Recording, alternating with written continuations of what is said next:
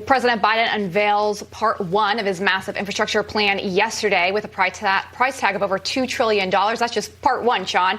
If you have questions about who's going to foot this bill, well, you're not alone. Even the New York Times, the liberal New York Times, is admitting it's a pricey plan. Joining us to discuss is former director of the Office of Management and Budget, Russ Vought. Russ, welcome to the show. Thanks for having me. Good to see you again. The experts say that the president's tax hikes will only account for half of the price tag for the $2 trillion infrastructure package, leaving the U.S. in another $1 trillion in debt. And as Lindsay said, this is only 0.1. If only half of this is covered by corporate taxes, raising corporate taxes that President Trump cut to be more competitive, where's the rest going to come from?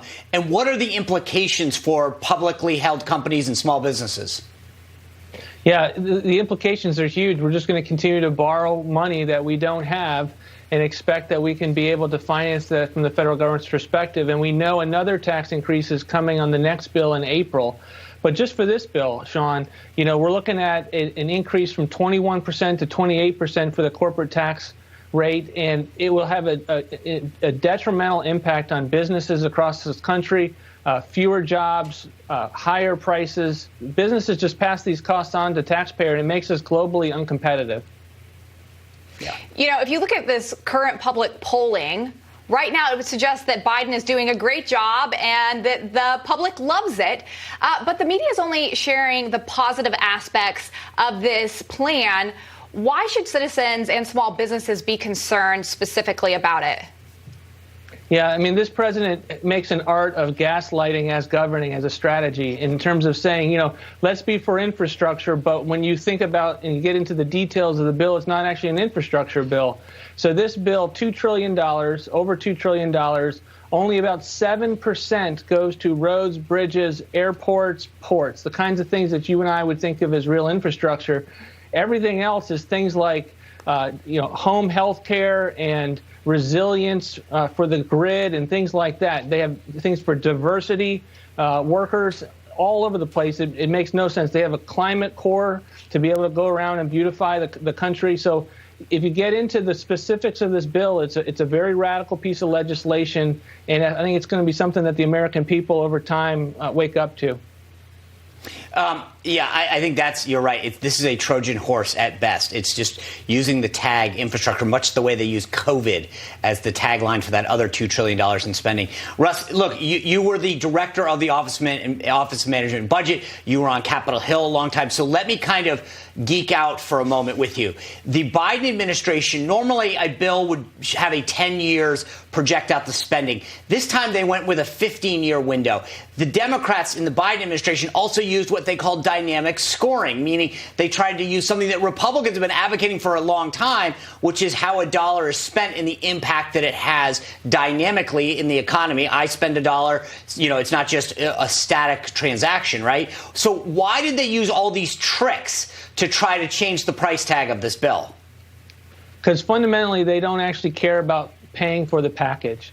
They are looking at this they realize they just came off a $2 trillion spending bill for stimulus, COVID relief, and then they're going on to this $2 trillion package, and they know they have one coming up in April for quote-unquote soft infrastructure, and they don't really care about paying for it. And so they have glommed onto this bill. But just to be clear with viewers, this is a way to hide the real cost, right? So instead of telling people what it's going to cost in 10 years, you span it out over 15, which is not normally how you would do it. So it looks like it's not as much money. It's almost like a 30-year mortgage versus a 15-year mortgage. You're paying a lot more for a lot longer.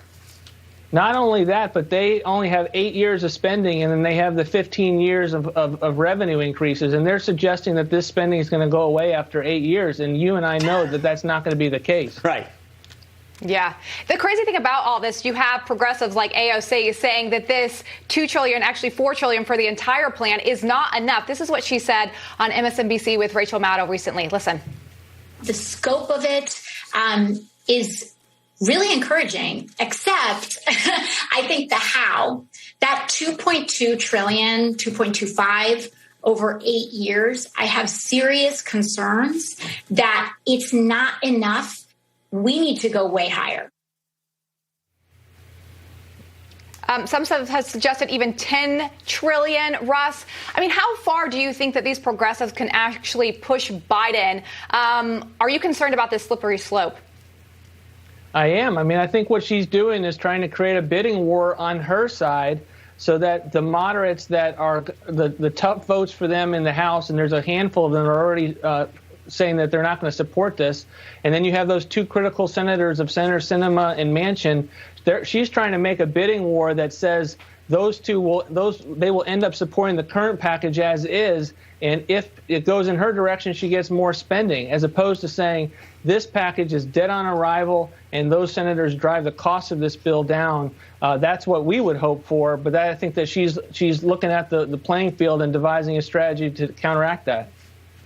Right. Yeah. And to your point, the fact that there's only 7% infrastructure actually in the infrastructure bill, what else does she want in there? Absurd. Russ, thanks so much for being here to discuss with us. We'll hope to have you back soon.